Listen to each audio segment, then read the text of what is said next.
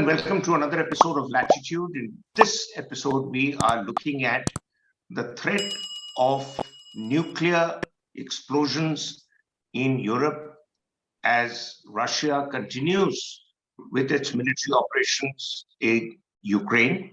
And there have been all sorts of alarms that have been sounded both by Ukraine, Western Europe, the United States, and also the International Atomic Energy.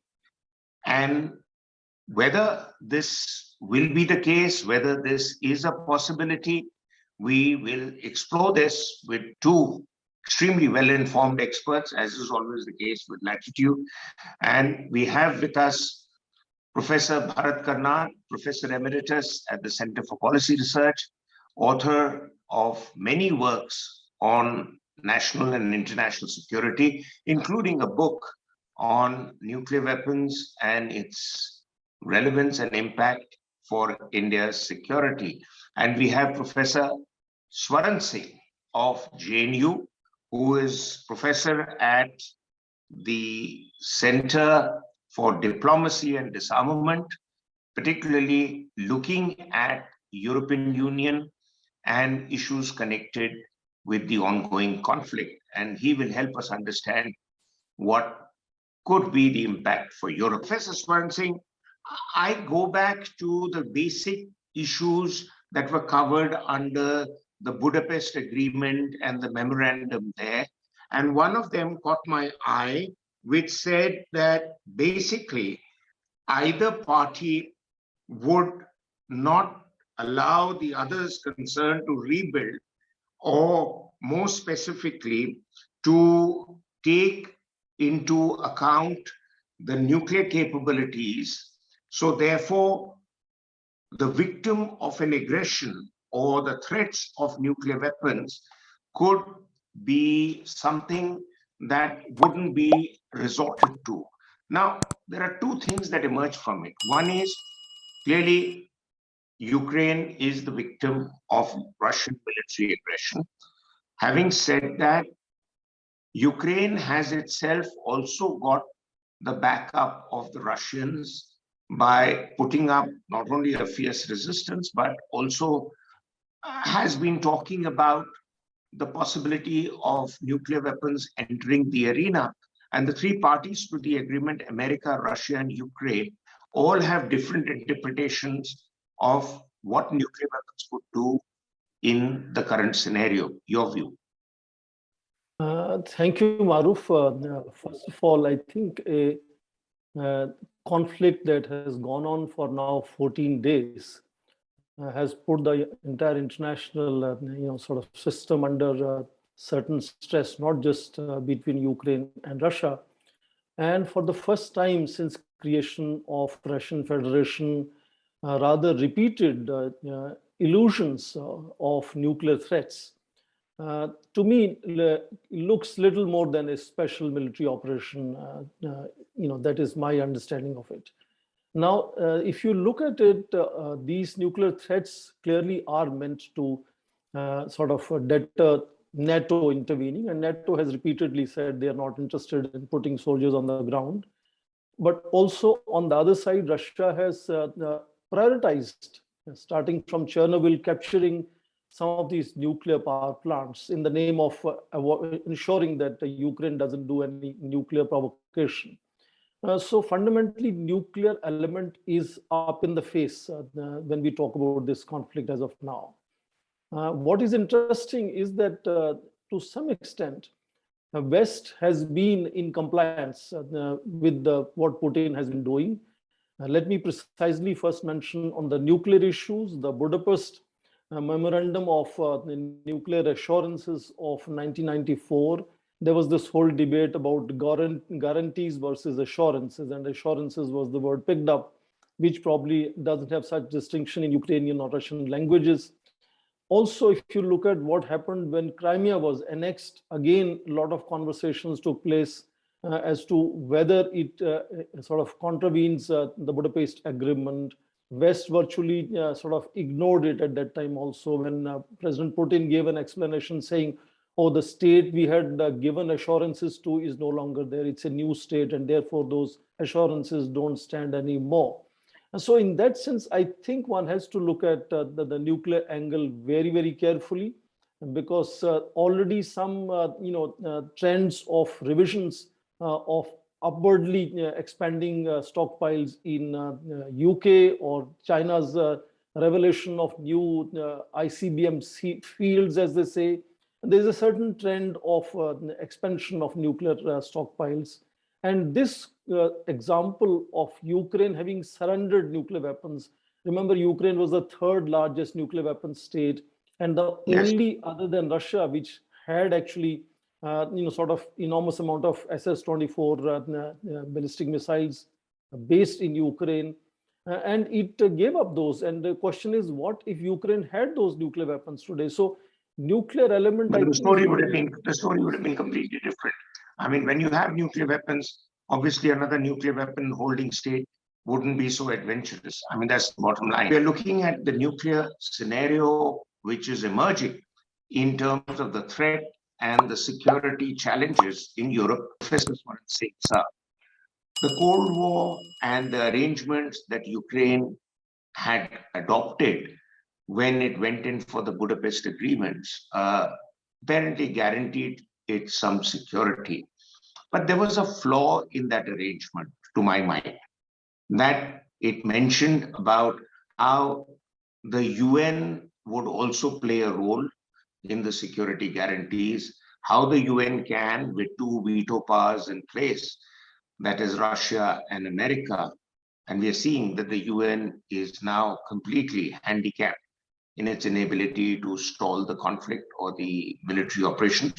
At the same time, Ukraine had also indicated that it could handle the security of these complexes, which are largely power plants that Professor Karnad has brought out. But now the Russians claim, having occupied at least two of the major setup, if not the third one also, that their security personnel are working closely with the Ukrainian security personnel to ensure that the power plants are not damaged or go out of the Russian or the Ukrainian control completely, because there were reports of some sabotage also. And where does the IAEA come in with their proposal to find a medium or a platform to ensure that things don't go out of hand?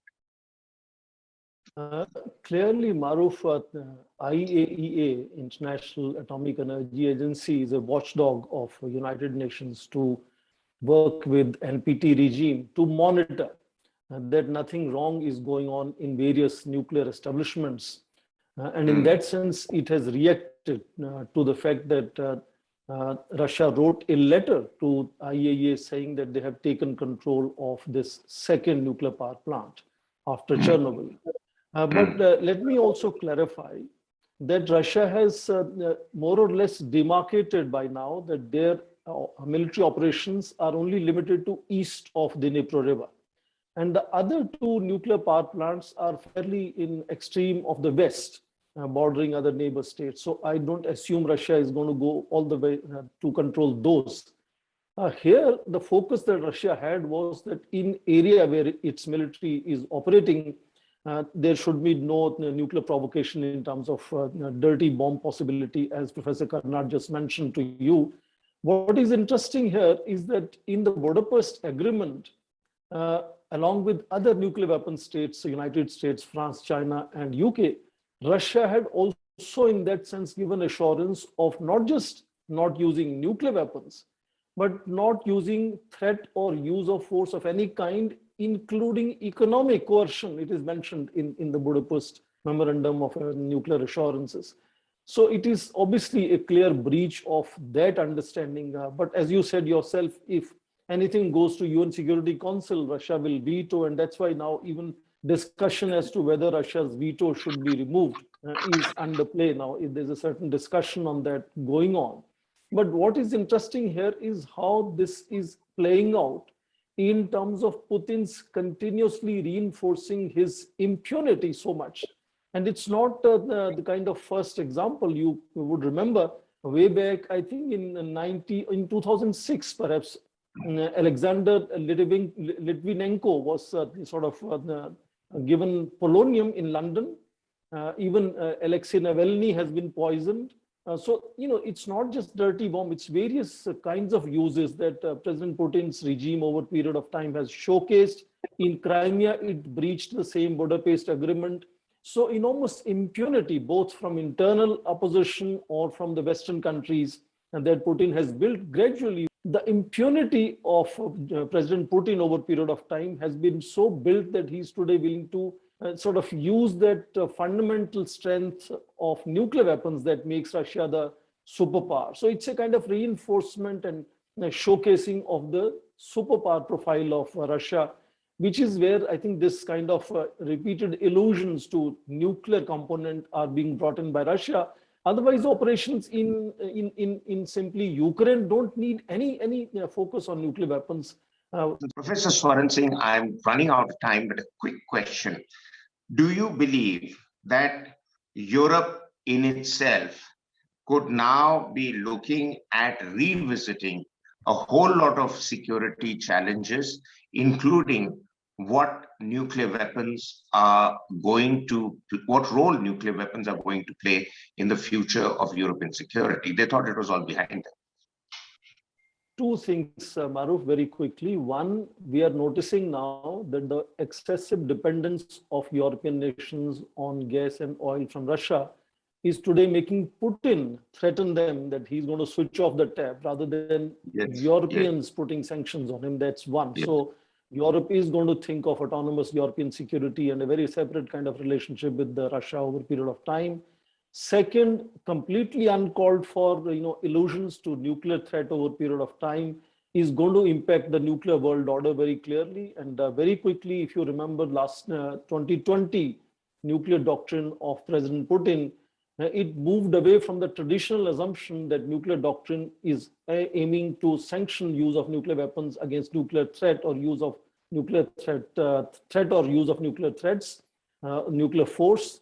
But here, this doctrine talked of even focusing on controlling escalation of military action and termination to the conditions that are agreeable to Russian Federation and its allies. So it's gradually shifting it to even conventional threats. That, I think, is something that is going to have enormous impact on how the nuclear world order is organized. Countries like Iran will be excited to quickly have nuclear weapon. Maybe Japan, Germany, South Korea would think of having one for themselves.